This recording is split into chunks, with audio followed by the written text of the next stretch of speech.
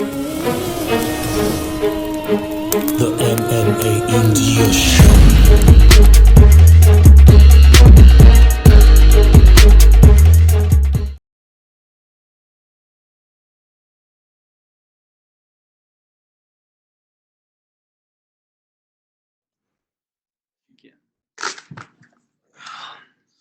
My fucking thumb! I need some painkillers. Congratulations, Justin. Oh, thank you.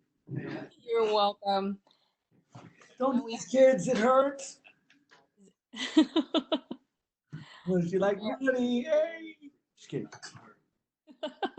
All right, first interview you'll have is with Aaron Bronsteiner from TSN. Hey, Justin, congratulations, man.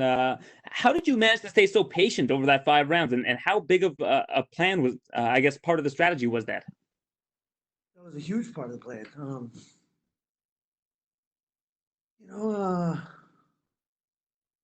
Fighting the best guys in the world, the highest level. Can't make mistakes. That was number one. You know, pick your battles. So pick my shots. That's my goal now. I didn't know. I didn't know I could go, fight like that. To be honest with you, until I started. Before that, I was undefeated, and I just never thought about it. But I made the same mistakes in the Dustin Poirier and Eddie Alvarez fight. I became complacent, started having too much fun, and didn't worry about getting hit. And then they hit me in the right spot at the right time. So I had to make an adjustment, and I can't let that happen anymore. You hit like a truck, and that's very apparent. How surprised were you that Tony was able to absorb so much damage? It's surprising, man. He's like me, though, man. We make a choice. Life's a choice. Fighting's a choice. And giving up's a choice. There's no give in either one of us. And I respect that. How much do you embrace the idea of fighting a wrestling-based fighter like Khabib, a guy that is going to use wrestling as his primary weapon? When you've been matched up, it seems like it's always against really high-level strikers. I'm looking forward to the challenge. That's why I'm here. Sounds tiring. Sounds fun, though. Sounds glorious. And well, congratulations on the win. I know it was a short notice thing for the most part, and you did an amazing job tonight. So congrats. Thank you. Next up, we have Caroline Pierce from BT Sport. Justin, congratulations. Interim champion in the lightweight division. How does that sound to you? Sounds pretty good. Anytime you do something that you put your whole life into, it's nice to be recognized for it. And that's what's happening right now. So it feels good. Absolutely. I'm not sure if you've been on Twitter yet and you've seen the tweets that have gone out, but everybody just saying their favorite fight, what an incredible performance it was. And I'd echo those same words. But just a quick word on the fact you actually threw the belt to the floor just before your interview saying, I want the real belt. Do you feel some kind of disregard for the interim belt? That's the competitor in me. I am proud to hold this belt. It feels good. Not many people in the world, much less fighters in the UFC, get to achieve this. So it feels fantastic, and I should enjoy it. But that was the competitor in me. You can never be satisfied. When I get the belt, I want the next one. Absolutely, always looking ahead to the next thing. And let's talk about the performance. I mean, your thumping power just didn't seem to be able to put Ferguson down. I mean, were you at any point thinking, you know how tough he is, but were you at any point thinking to yourself, geez, is there anything I can do that can actually get him down onto the canvas? No, because if I did, that would be the complacency that I'm talking about that cost me 2 fights. There was never a spot where I even, when I slid his eye open under his right eye, I was like, oh, damn, that's ugly.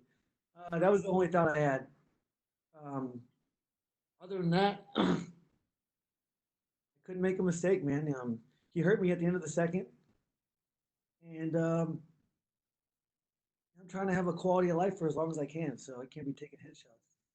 And I know how important it is to you what your coach Trevor Whitmore says to you, and it was interesting that he said, I think it was either before the third or after the third, he said, take 10% off the shots, you're trying to kill him. What was your reaction to that? He's an analysis for corners for a reason, man. This guy's been here forever. He's coached many champions. You know, I was his 18th. I guess now I'm the 19th or still the 18th. But 18th because yeah, um, he's a genius. You know, I'll say it 1,000 times. He's an artist, and I'm a canvas. So I'm very coachable. And the next stop, of course, will be to unify the belts to fight Khabib Nurmagomedov. He tweeted out immediately. The first tweet he wrote was no comment, and then he gave you a compliment, very much saying, very impressive, congratulations, and a smart fight. What would be your message to Khabib right now? I can't wait to face the challenge. We've met many. He was at a lot of my fights when I was at World Series of Fighting because his brother was fighting there. We're competitors. This is why we're here. You know, he owes it to me to try to kill me, and I'm going to do the same. It sounds like you feel very proud that it's representing America against Russia. What does that mean to you to be fighting for America when the opportunity comes around? It's unbelievable. You know, as an athlete, you can only dream of something like that. You know, I didn't go to the Olympics. I wrestled for the University of Northern Colorado for the Stafford High School Bulldogs. But to represent the greatest nation on earth, I hope the people can get behind me because there's not many times that they have got behind one fighter. You know, we're a melting pot, and I'm so proud of that. I'm half Mexican, but I'm Mexican American. Um, and yeah, it makes me proud. You've entertained a lot of people at home tonight that have been craving live sport. What's your message to your fans and everybody watching? I mean, you know, so many eyes on you tonight. Enjoy the ride. You know, I don't know, man. Not a lot of people. I mean, a lot of people believed in me, but man, it's great to prove people right, mostly, but proving people wrong feels pretty damn good. So that's nice. I'll let you go and enjoy the carbs. I know you've not had any carbohydrates at all in the lead up to this, so Had a go soda. eat Had a some soda. food. You deserve it. It was good. Had a soda. Thank you. Next, we have Kevin Ioli with Yahoo Sports. Hey, Justin, congratulations. Thank you very much. I wonder if you and your peers maybe had a sense of what you were doing for the country and for the world tonight. There have been no live sports for a long time, and it seemed like, you know, everybody went out there and fought with a little bit extra purpose, and it was a fantastic card capped by obviously a great fight and a great performance by you. Did you have a sense that you guys were fighting for a cause bigger than yourselves tonight? I was fighting for a world title. I've been working towards this since I was 4 years old. You know, outside that, you know, obviously it makes me, I know where we're at right now. I know where people's minds are. I know how anxiety, depression, those are very, very strong things that can overtake anybody and everybody. Um, I just want to inspire, and I think I inspired some people to do better tomorrow than they did today. And that's all I do every day. That's all I try to do. I'm not perfect. I certainly don't succeed every day. But the more days I can make better than yesterday, the more prepared I will be for life and for opportunities when they arise, such as this. And one other thing, obviously, we had been locked down for most of March, right? You didn't get this fight until the beginning of April. So in that period of time before you got the fight against Tony, were you getting a little stir crazy yourself, like, you know, not being able to go out of your house and do things? Was it bothering you in any way? I live alone with my dog. I don't go out. My friends come over. I have a pool table. We play pool. We kept doing that. My life didn't change very much. I think the isolation is probably why I have a couple screws loose, but it's why I'm, you know, such a killer in there. I isolate myself and live day by day, and it's a very simple life. I sleep really good, 9.5 hours, 9 to 9.5 hours every night. Easy life. I like to live. I want to keep it as simple as possible. Awesome. Congrats. Great fight, man, and happy for you. Thank you. Next, we have Carlos Contreras from Milenio Diario. Justin, at what point were you surprised how easy you were connecting the left hook and how much he was resisting? I never got surprised. Again, man, best in the world. You saw he dropped me.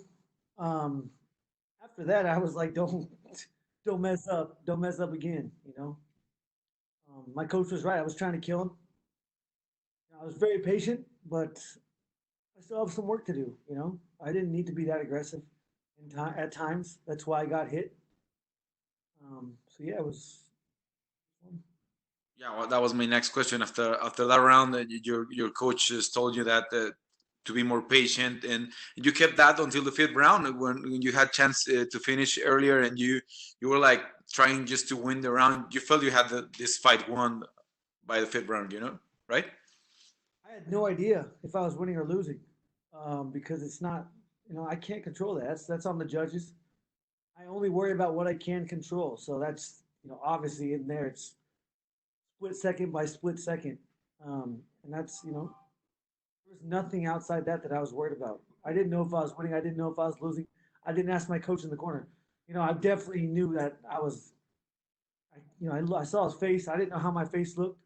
I thought I was probably cut up a couple times, but just my lip and my finger. Is this your best cardio that you felt coming into a fifth round? This is only I've never been, I've never fought this long. That's the first time I've ever gone to the fifth round. I've had probably 15 5-round fights, and I've never ever gone. The two longest I went were the two fights that I lost. So it does feel great. I will have confidence in my cardio next fight, and that's very important.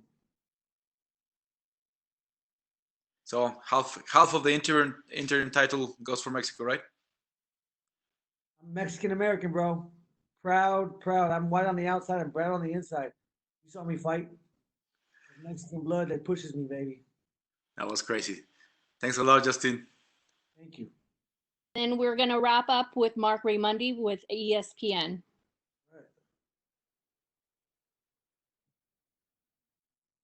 Can you hear me? I can now. Awesome. I was just wondering, getting congratulations. It was an amazing fight. Tony is a very hard guy to get out there. What would you say differentiated Tony from your past opponents? What was different about him?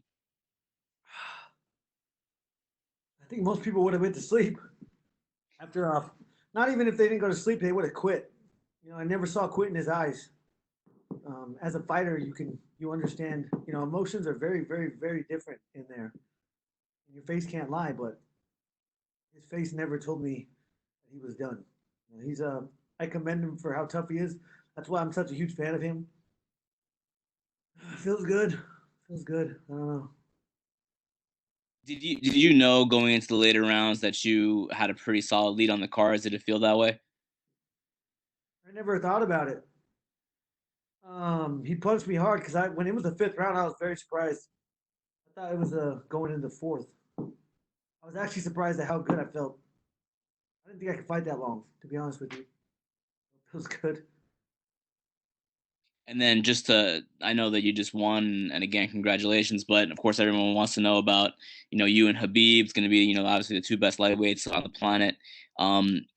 Habib said the other day on Twitter that he could be back in July. I mean, do you have any idea when you would want to fight again? Fight in July. Fuck that. August, September, something like that. Awesome. Thanks, Justin. Appreciate it. Congratulations. Thank you, guys. Thanks, Justin. Congrats again. Have a good night. I'm going to eat. Oh, it hurts.